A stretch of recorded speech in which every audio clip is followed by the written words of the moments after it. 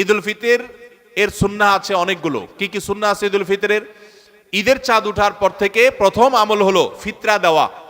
পরিবারের সবার তরফ থেকে গরিব অভাবী লোকদের কাছে আপনার পরিবারে 5 জন হলে 5 জনের পক্ষ থেকে ফিতরা আপনি খাবার পৌঁছে দিবেন গরিবের বাসায়। এটা হলো প্রথম আমল।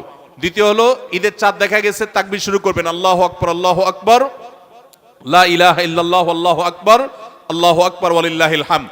বেশি বেশি করে পড়তে থাকবেন। এটা পুরুষ হোক নারী হোক সবাই, পুরুষ একটু জোরে জোরে, মহিলা একটু আস্তে আস্তে। অবশ্য ওইটা ঈদগাহে আসার সময় জোরে জোরে পড়বেন, একইদে জোরে একইদে আস্তে, কিন্তু এমনি স্বাভাবিক অবস্থায় সাধারণ গতিতে পড়বেন, নারী পুরুষ সবাই যার যার মতো করে তাকবীর। এবং বিশেষ করে এই তাকবীর এটা জিলহজের প্রথম দশকে পুরো দশক ধরেই পড়তে হয়।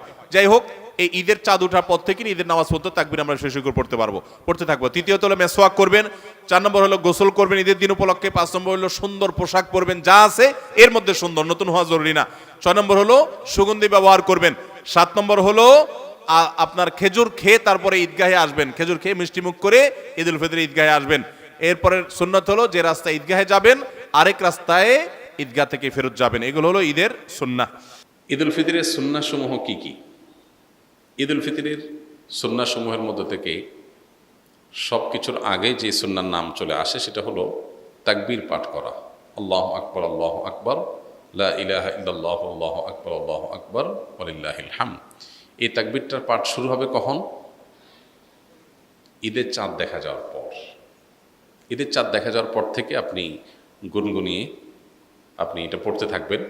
যত বেশি সংখ্যক বার বাসা বাড়িতে কাজ করছেন, পরিষ্কার পরিচ্ছন্ন করছেন, ঈদের প্রস্তুতি নিচ্ছেন, হেল্প করছেন একে অন্যকে, এর মধ্যেই আপনার মুখে তাকবীর চলবে। আপনি মাগরিবের নামাজের পরে এশার নামাজ পড়তে আসলেন, মাগরিব পড়তে আসলেন, তারপরে আবার বাসায় যাচ্ছেন, যেতে আসতে তাকবীর পড়বেন। মানে ঈদের চাঁদ দেখা যাওয়া থেকে নিয়ে তাকবীরটা পরিমাণে বাড়তে থাকবে। যে যত বেশি পারেন এই তাকবীরটা পড়তে থাকবেন।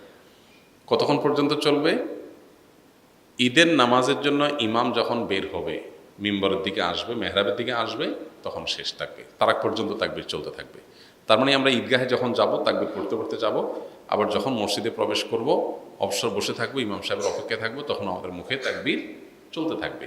অনেকে এই সুন্নতটা জানেন না, যার কারণে এটা মিস করেন। তাহলে আমরা তাকবীর পড়তে থাকবো ইনশাআল্লাহ। ঈদুল আজহাতে তাকবীর উচ্চস্বরে পড়ার জন্য, আর ঈদুল ফিতর তাকবীর বিশেষ করে চলতে ফিরতে যখন পড়বো নীরবে পড়ার জন্য নির্দেশনা করা দেওয়া হয় আছে। তো তাকবীরটা পড়া, এটা হলো প্রথম নির্দেশ। দ্বিতীয়ত হলো ভোরবেলায় অন্য দিনের চাইতে একটু আগে আগে ঘুম থেকে ওঠা। আমাদের উল্টা হয়, সারা রাত ঈদের শপিং কেনাকাটা পোলাপানের আড্ডাবাজি করে এসে অন্যান্য দিন ফজর নামাজ জামাতের সাথে পড়লেও ঈদের দিন মাস্ট মিস, উল্টা। অথচ ঈদের দিন ফজর নামাজ জামাতের সাথে পড়া, আগে আগে ঘুম থেকে ওঠা, এটার গুরুত্ব আরও বেশি। 3 নম্বর হলো গোসল করা। ঈদের জন্য গোসল করা। কেন গোসল করতে হবে? কারণ ঈদগাহে অনেক লোকের গ্যাদারিং হবে, আমি একটু ফ্রেশ শরীরে যাব, ঈদের আনন্দটা যেমন পূর্ণতা পাবে, আবার পরিবেশটা ভালো থাকবে।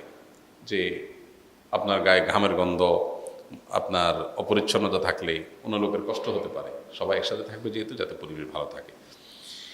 এরপরে আরেকটা সুন্নাত হলো ঈদের দিন আমরা যার যা পোশাক আছে এর মধ্যে উত্তম পোশাকটা পরবো। এখানে একটা ভুল কথা প্রচলিত আছে, নতুন পোশাক পরতে হবে। ঈদের দিন নতুন পোশাক পরা সুন্নত না। সুন্নত হলো কোনটা? যেগুলো আছে আপনার এর মধ্যে তুলনামূলক ভালোটা পরবেন, সুন্দরটা পরবেন। ঈদ সুন্নত ইয়ে ছাড়া, নতুন কাপড় ছাড়া ঈদ হবেই না, এই কনসেপ্টটা আমাদের মধ্যে ঢুকছে ভুলভাবে। এটা শরিয়ার কনসেপ্ট না। নতুন পোশাক ঈদের জন্য জরুরি না। সাহাবীরা প্রতি বছর একটা করে জামা কিনতে পারতেন না, 2-4 জোড়া জামা দিয়ে জীবন পার করে দিতেন সেই 1450 বছর আগের মানুষ। এই জন্য ঈদের দিন যার যা পোশাক আছে এটার মধ্যে উত্তম পোশাকটা পরব। আরেকটা সুন্নত হলো মেসওয়াক করা। এটাও এই জন্য যে আমরা অনেক গ্যাদারিংয়ের মধ্যে যাব, ঈদগাহে সব মানুষের সাথে মিশবো, যাতে মুখে দুর্গন্ধ না হয়, পরিবেশ নষ্ট না হয়, অন্যের কষ্ট না হয়, সেজন্য। আরেকটা সুন্নত হলো সুগন্ধি মাখা ঈদের দিন। আরেকটা সুন্নত হলো ঈদগাহে যাওয়ার আগে ঈদুল ফিতরে কিছু খেয়ে তারপর যাওয়া, ঈদুল আজহাতে না খেয়ে যাওয়া। ঈদুল ফিতরে হলো ঈদগাহে যাওয়ার আগে একটু খেজুর অথবা মিষ্টান্ন কিছু একটু খেয়ে তারপরে ঈদগাহে যাওয়া। এবং ঈদগাহে যাওয়ার ক্ষেত্রে যে রাস্তায় যাওয়া, আসার সময় ভিন্ন রাস্তায় আসা। আর যদি রাস্তা ভিন্ন না থাকে তাহলে রাস্তা এক পাশে যাওয়া, আরেক পাশে আসা। পায়ে হেঁটে আসা যাওয়া করা ঈদগাহে, এখন যদি দূরে ঈদগাহ দূরে হয় তো গাড়িটা দূরে পার্কিং করে একটু ওইটুকু অন্তত পায়ে হাঁটার চেষ্টা করে।